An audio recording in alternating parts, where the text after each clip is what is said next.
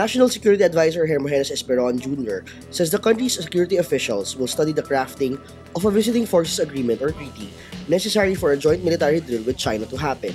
This after President Rodrigo Duterte said he's open to joint military drills with Beijing, right after he inspected 3 Chinese warships in Davao City.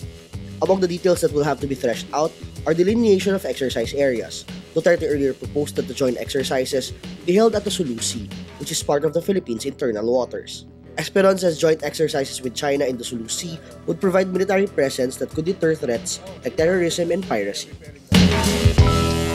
Former Environment Secretary Gina Lopez, in a television interview Thursday, says she was surprised and disappointed with the decision of some members of the Commission on Appointments who voted against her appointment.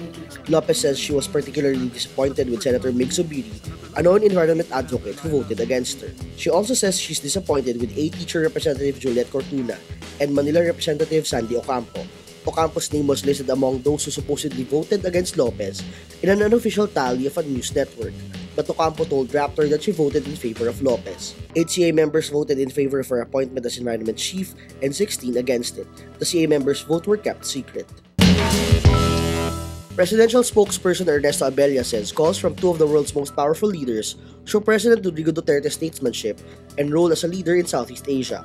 Abella says the calls indicate Duterte is a key player in maintaining peace in the region. Malacanang's assessment comes a day after China's President Xi Jinping called Duterte to discuss the tense situation in the Korean Peninsula in the South China Sea. A few days earlier, Duterte spoke to United States President Donald Trump about North Korea's nuclear and missile tests. Ala sources says it was Xi and Trump who initiated the phone calls with Duterte. The phone conversations came right after the Philippines chaired the 30th Association of Southeast Asian Nations Summit last week. Another suspected member of the Abu Sayyaf, the same one a police officer allegedly tried to rescue, is captured by government forces Thursday. Saad Samad Kirang, 36, is captured by authorities at around 7 a.m. after he approached a Tubigon, Bohol resident. The resident said Saad was asking for clothes and food. The Tubigon resident allowed Saad inside his home, while he reported the alleged Abu Sayyaf member's presence to local authorities. A caliber .45 pistol, 2 magazines with 12 rounds of ammunition, and a cell phone are recovered from Saad. Saad is allegedly among the Abu Sayyaf members who traveled via pump boat from Sulu in Mindanao to Inabanga town in Bohol. On April 11, police and military launched operations against the group, which had supposedly intended to kidnap tourists during the Holy Week break. At least 9 Abu Sayyaf members have since been killed in operations in the province, including the Bohol native who supposedly led the kidnap plan in Bohol. Another alleged Abu Sayyaf member, Renren Dongon, and his wife, Police Officer Maria Cristina Nobleza, were arrested by authorities late April after they tried to evade a checkpoint during a military encounter in Clarin, Bohol. The Human Rights Watch on Thursday urges the United Nations to denounce the Philippines' bloody war on drugs as it conducts a review of the country's human rights progress on Monday.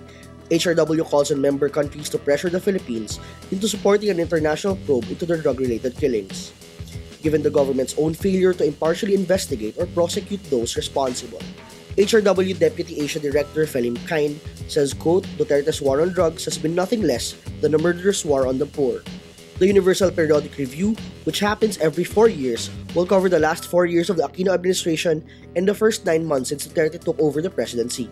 The UN Human Rights Council is expected to echo the sentiments of both local and international groups and raise the Philippines' past human rights pledges and concerns, particularly the rise in drug-related killings and the plans to impose the death penalty.